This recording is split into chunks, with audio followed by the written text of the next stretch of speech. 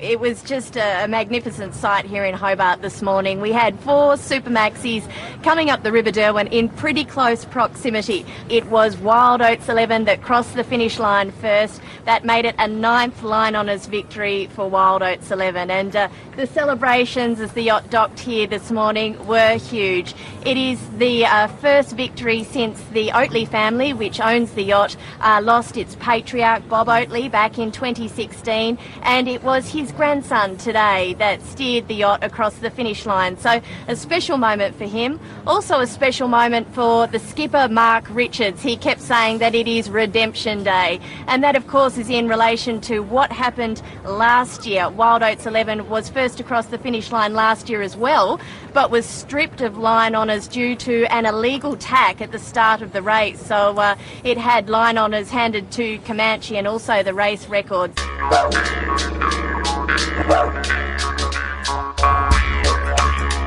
G'day guys, and welcome to Aussie English. My objective here is to teach you guys the English spoken down under. So whether you want to speak like a fair income Aussie, or you just want to understand what the flippin' hell we're on about when we're having a yarn, you've come to the right place. So sit back, grab a cuppa and enjoy Aussie English.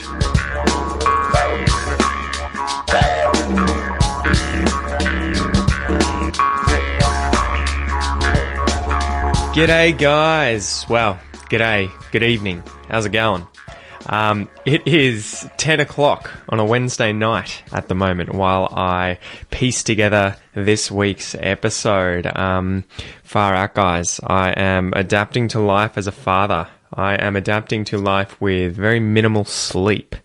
I don't get very much time for shut-eye anymore. It's all about the baby crying, waking me up. Kel and I we're trying to stay in the same room because, well, we just like obviously sleeping together in the same room. You know, it's nice to hug someone under the blankets, keep warm in these cold nights, especially when you live in a house like we do at the moment with very bad heating and very bad insulation. So we've been trying that, but sometimes I tell you what, guys, it gets difficult. So the baby's lying on the bed in his special, I don't even know the word for it, a bassinet kind of thing. It's kind of like a cot, a very small cot with walls, and he can sit in there close to us so that anytime he makes any noise and wakes up, one of us can get up and sort him out. Most of the time it has to be Kel, unfortunately, because he is famished, he is hungry, he's thirsty, and he wants a feed. He wants to be breastfed. Anyway, enough of that, enough of my whinging, enough of my complaining. I hope you guys are going well. I hope you've been having an amazing week. I hope you've been chilling out, kicking back, relaxing, enjoying the beautiful weather that is, well, in Australia in Melbourne at the moment, so it's a little bit cold and rainy. Anyway, let's get into today's episode, guys. This is Aussie English, the Aussie English Podcast, the number one podcast for anyone and everyone wanting to learn Australian English or just level up their English in general and get to an advanced level. If you would like to get the transcripts and the bonus content for the podcast, you can sign up to be a premium podcast member via www.aussieenglish.com.au. And if you would like all of the course material, all of the courses related to these expression episodes with extra lessons, with different videos in there to teach you natural conversations. For one, we go through a dialogue, break it down, you learn loads of vocab, lots of slang, everything like that. Make sure that you sign up for the Aussie English Classroom at, again, www.aussieenglish.com.au. So, the intro scene today, guys. The intro scene was about the Sydney to Hobart race. I wonder if you guys, in Australia at least, if you're here, and if you've been here over Christmas, over the New Year, I wonder if you guys have seen the Sydney to Hobart race on the TV. So this is a race from, obviously, Sydney to Hobart. It's held every year. It's a yacht race. And it is just something that always comes up, obviously, over Christmas time or over the holidays. It's always on the TV, on the telly. It's always being talked about. So I thought I would talk about that in today's Aussie English Fact. But definitely go check out that video about Wild Oats 11, one of the yachts that often wins the Sydney to Hobart race. And that was from ABC News, a great YouTube channel, a great channel on the TV as well, worth watching if you want to learn more about current affairs in Australia. So, before we get into the expression today, I've got a joke for you guys, okay? I've got a joke, and it's a weather joke because the expression's related to weather. All right, here's the joke. What's the difference between a horse and the weather? What's the difference between a horse, neigh, and the weather? And you'll need to read this one, I think. You'll need to read this to get it because it's a spelling joke. It's a pun, right? Okay, what's the difference between a horse and the weather?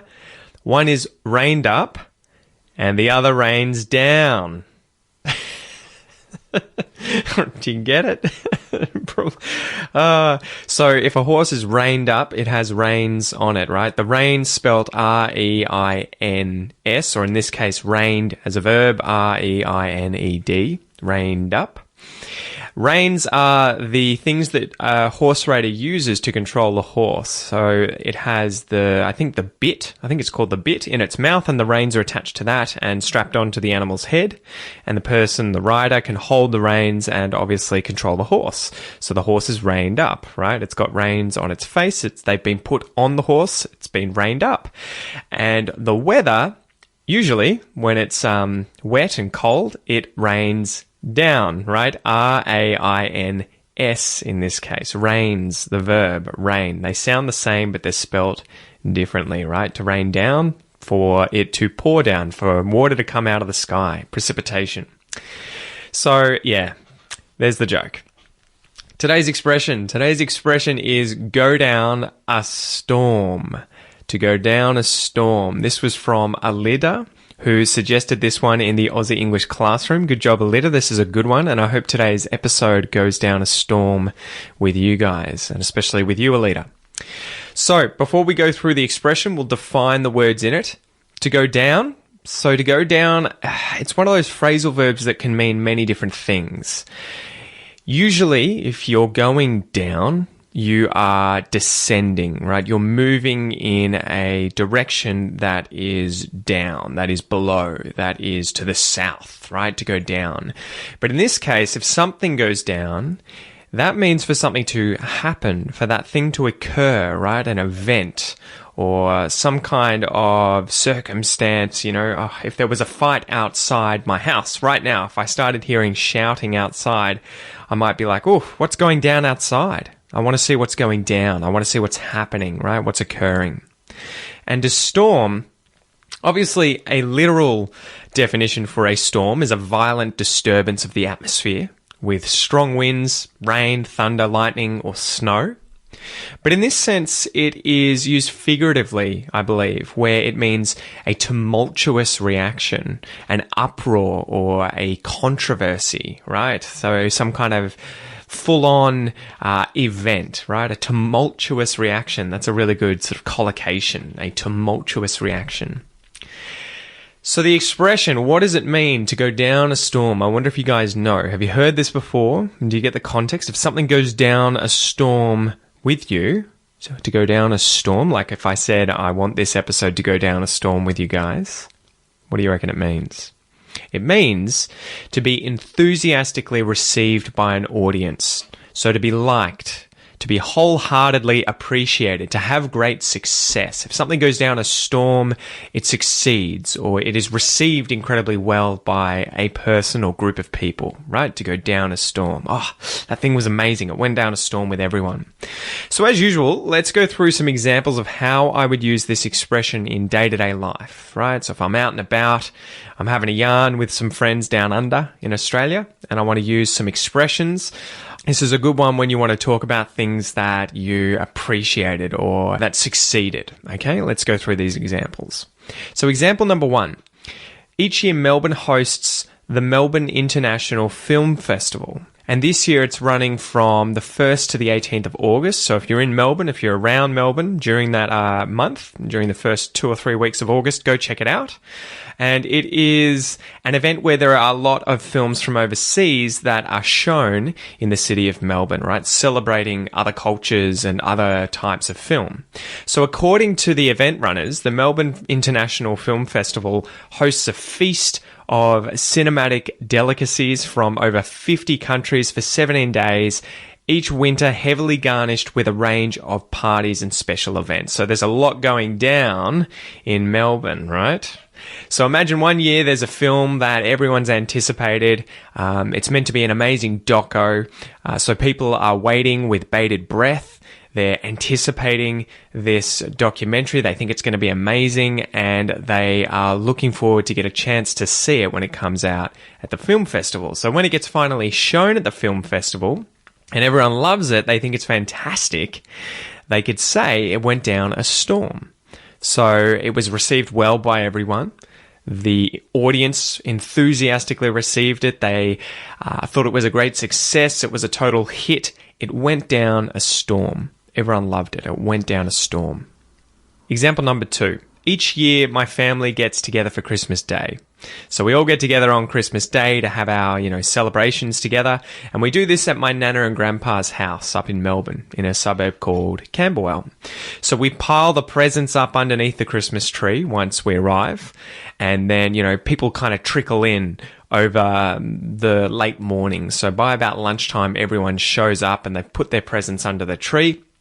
We sort of all gather around and open all the presents. So one by one, the different families hand out the gifts to each person that they bought them for in the sort of circle that's created in the lounge room of my Nana and Grandpa's house. We all open them in front of everyone. We say thanks. We give our gifts, and then we get to eat an amazing meal and have a yarn and have a laugh and have a chat. So for the last 32 years of my life, the food has pretty much always been the same thing. Meat and 3 veg, a meat and 3 veg roast, right? It could be lamb, it could be chicken, it could be turkey, but it tends to be that with gravy and some vegetables, things like carrots, potatoes, maybe some broccoli. So imagine this year Nana's decided to go all out and she wants to mix things up and, try something completely novel, try something totally different. So maybe she wants to try a new recipe that's totally new. She found it online somewhere and she wants to cook a pig or a lamb on a spit roast in the backyard and then serve it up with rice and curry, right? Something completely different from what my traditional Nana would usually do. So she's got her fingers crossed, hoping that it's going to be a success with everyone. She's hoping that everyone's going to love it. She's hoping it'll go down a storm, right? She's hoping it'll be received enthusiastically. Example number 3. Imagine there's a new TV series that's just come out and your friends are ranting and raving about it. They're saying it's all the rage. They're saying it's the best thing ever. It's amazing. You need to get your hands on it and start binge watching it as soon as possible. So you finally get around to buying it. Maybe you head down to the local JB Hi-Fi. That's a store in Australia that tends to sell electronics and DVDs and Blu-ray discs and everything like that. So you go down there and you lash out a few bucks on the entire series. You buy it.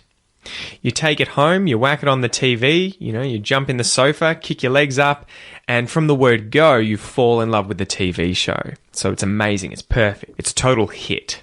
So you binge watch the entire thing from start to finish in a single sitting, and then you call your friends up and you let them know how much you loved it, that it was a great success, you thought it was the bomb, it was epic, and that it went down a storm. You absolutely loved it, right? It was a great success.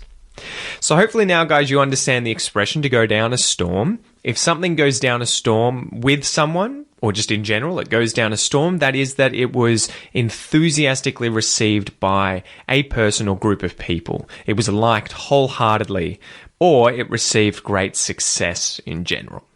So as usual, let's go through a little listen and repeat exercise, guys, where you guys can work on your pronunciation. As I always say, if you're working on your Australian pronunciation, obviously copy me as best you can. If you're working on any other accent, whatever it is, try not to focus too much on my exact pronunciation and use it more as a way of prompting you to just practice saying these sentences and these words out loud, okay? 2. To go. To go down. To go down. To go down a storm. To go down a storm. To go down a storm. To go down a storm. To go down a storm.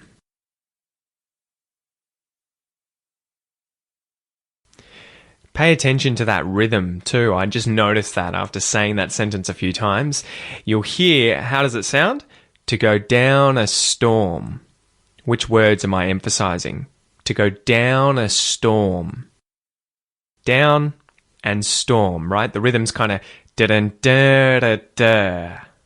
To go down a storm. Let's keep going. What I did went down a storm.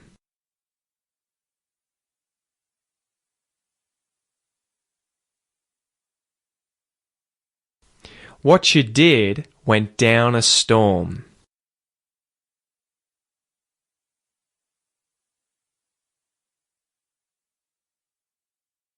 What he did went down a storm.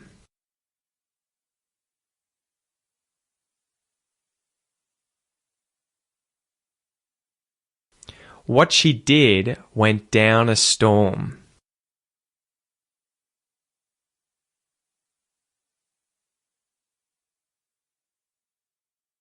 What we did went down a storm.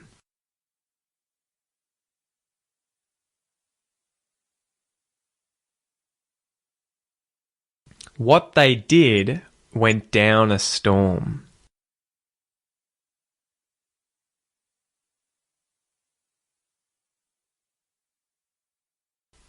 What it did went down a storm.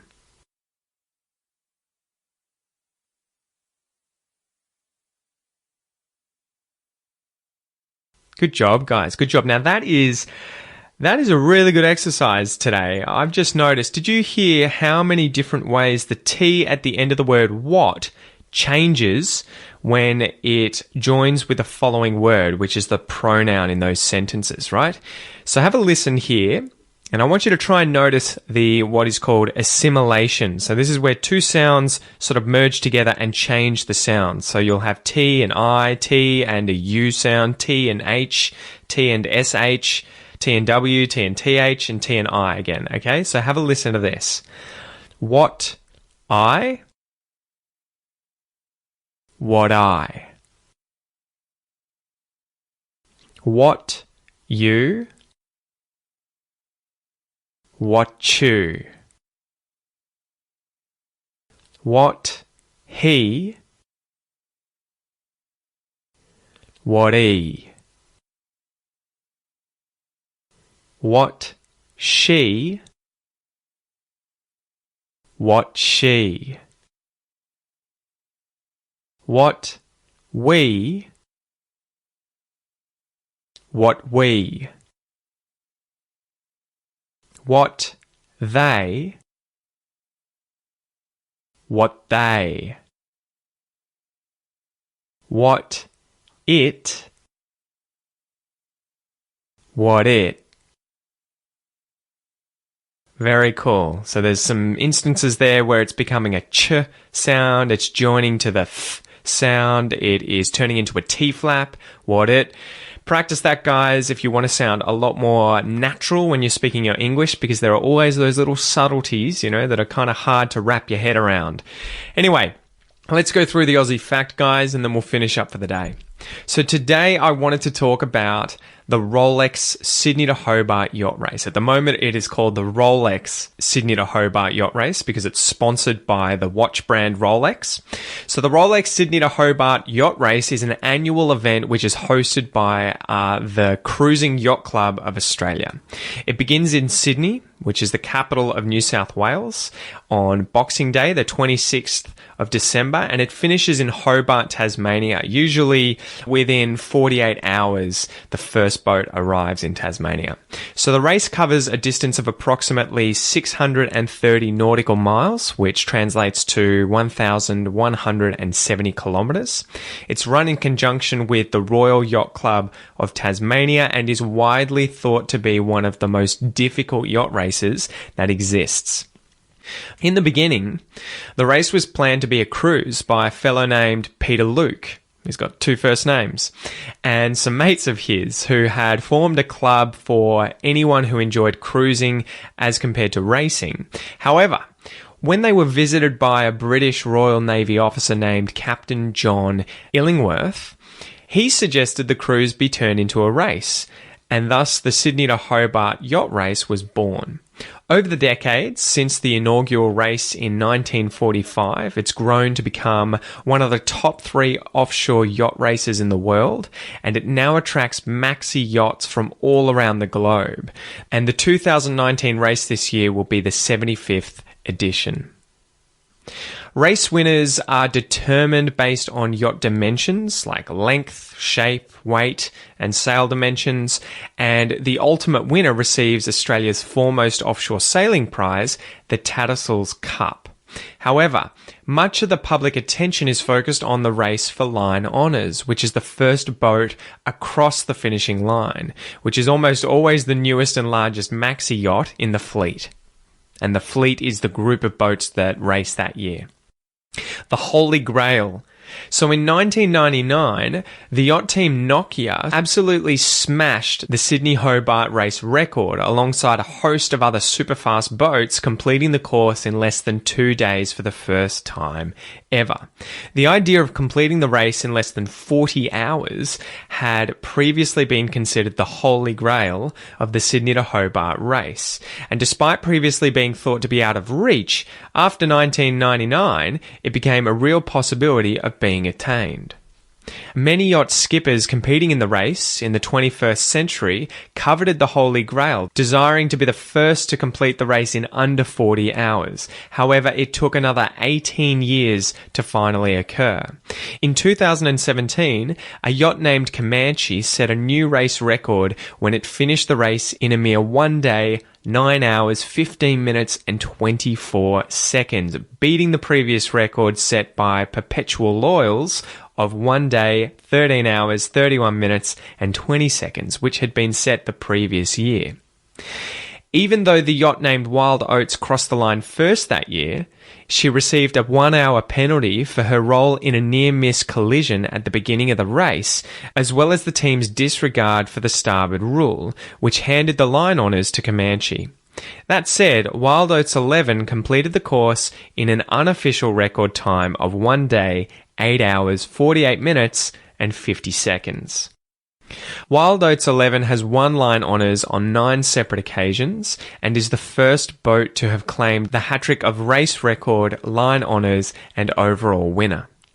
So aside from that, guys, another reason the Sydney to Hobart yacht race is well known by a lot of people in Australia is that tragically during 1998, the Sydney to Hobart yacht race occurred when there was a supercell storm that was stirred up in the seas once the race had reached Bass Strait between Victoria and Tasmania, and it led to 6 fatalities among the sailors. So there you go. There's a bit of information about the Sydney to Hobart yacht race, guys. I hope you enjoyed it. I hope you enjoyed this episode. I hope you have a great week. I'm sure you're going to get more sleep than me, and I will chat to you soon. Peace out. G'day, mate. Thanks for listening to the Aussie English Podcast.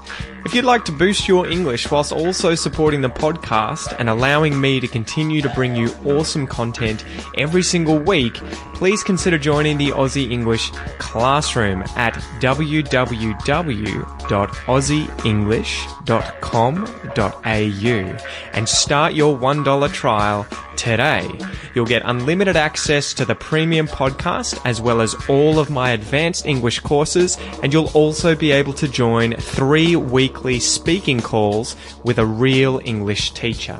Thanks so much, mate, and I'll see you soon.